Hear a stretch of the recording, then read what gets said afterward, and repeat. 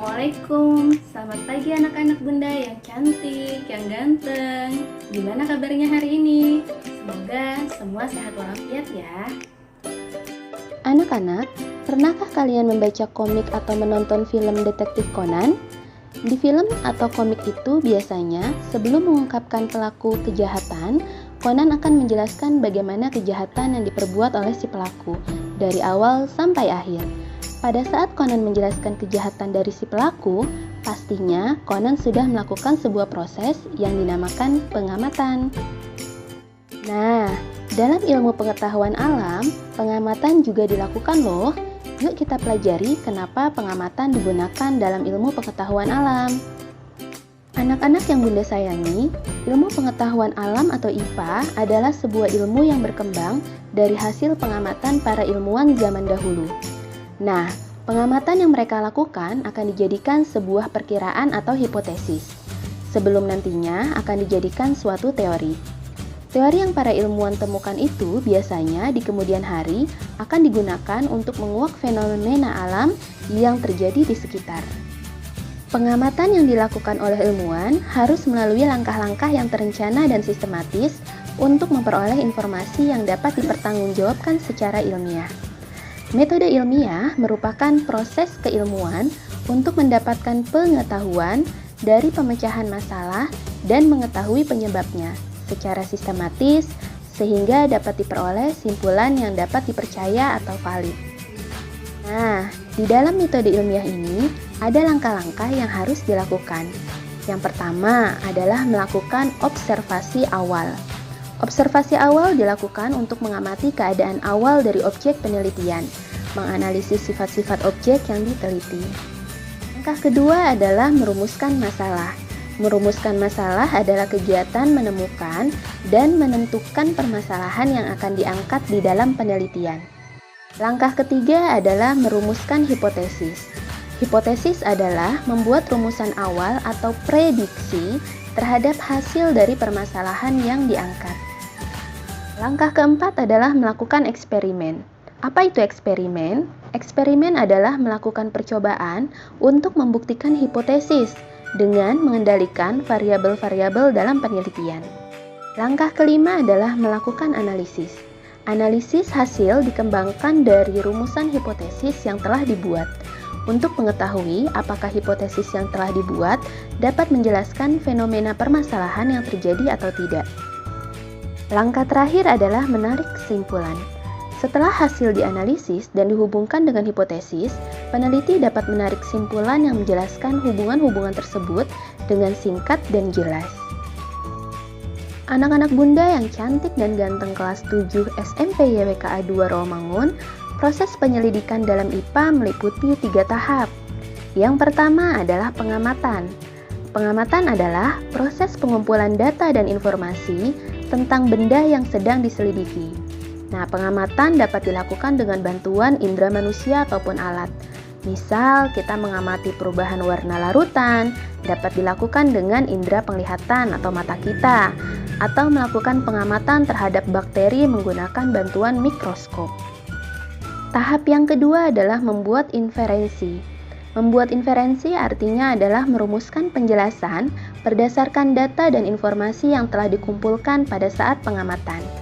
Penjelasan tersebut digunakan untuk menentukan hubungan antara aspek yang diamati dan membuat hipotesis atau dugaan sementara. Tahap terakhir yang ketiga adalah mengkomunikasikan. Setelah semua penjelasan dirumuskan dengan baik, langkah berikutnya adalah mengkomunikasikan hasil penyelidikan baik dalam bentuk tulisan maupun lisan. Data-data pendukung yang dapat dikomunikasikan misalnya tabel, grafik, bagan, atau gambar. Anak-anak yang bunda sayangi, dalam pembelajaran IPA ini banyak hal yang akan kita pelajari. Kenapa? Karena objek kajian dalam IPA ini adalah semua hal yang ada di sekitar kita dan interaksinya dengan sesama. Nah, objek di dalam IPA ini terbagi menjadi 2. Yang pertama adalah objek biotik. Apa itu objek biotik? Objek biotik adalah yang dikatakan sebagai makhluk hidup.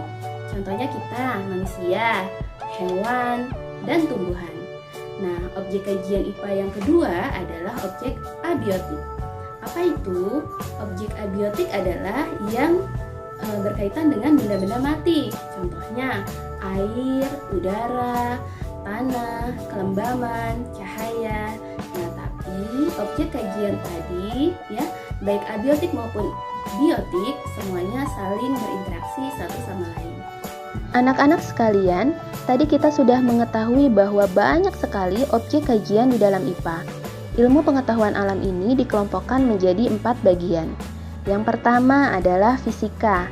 Fisika adalah ilmu yang mempelajari tentang aspek mendasar alam, seperti materi, energi, cahaya, gerak panas, dan berbagai gejala fisik alam lainnya. Kedua adalah kimia. Kimia adalah ilmu yang mempelajari segala sesuatu mengenai materi dan perubahannya, serta interaksi antar materi yang satu dengan materi yang lain. Yang ketiga adalah biologi. Biologi adalah cabang IPA yang mempelajari sistem kehidupan, mulai dari ukuran yang kecil sampai dengan lingkungan yang sangat luas. Yang keempat adalah ilmu bumi dan antariksa.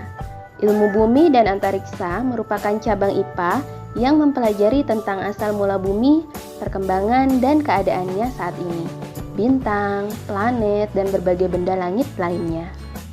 Anak-anak, itulah tadi bagian-bagian dalam ruang lingkup IPA. Selanjutnya, kita akan membahas kembali tentang pengamatan. Seringkali dalam melakukan sebuah pengamatan, tidak cukup hanya menggunakan panca indera. Terkadang kita butuh alat bantu. Salah satunya adalah mikroskop. Alat ini digunakan untuk melihat benda-benda dengan ukuran yang sangat kecil. Anak-anak, ini adalah gambar dari mikroskop.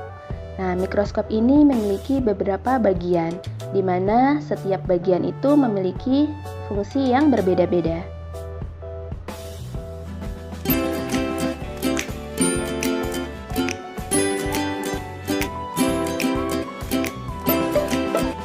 Anak-anak, mungkin ada di antara kalian yang bertanya-tanya, "Bun, kita kan bukan ilmuwan, jadi untuk apa sih kita belajar pengamatan ilmiah ini?"